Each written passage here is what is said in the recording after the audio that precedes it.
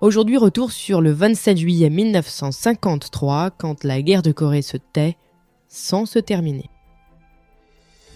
C'est en effet en ce lundi 27 juillet 53, à Panmunjom, que dans une simple baraque en bois, 2 officiers signent un document d'une dizaine de pages.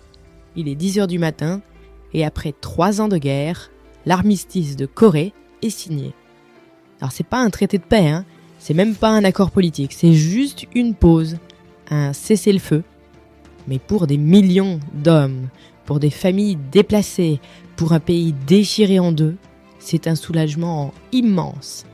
La guerre avait commencé 3 ans plus tôt donc, la Corée du Nord, soutenue par l'Union soviétique et bientôt la Chine, avait envahi le Sud. En réponse, les États-Unis, sous l'égide de l'ONU, étaient intervenus pour défendre la Corée du Sud.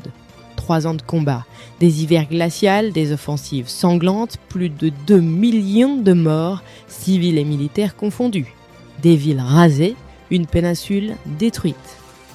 L'armistice du 27 juillet crée donc une zone démilitarisée, une bande de terre large de 4 km seulement. Elle coupe le pays en deux au fameux 38e parallèle. 2 États naissent de cette ligne. Au nord, une dictature communiste.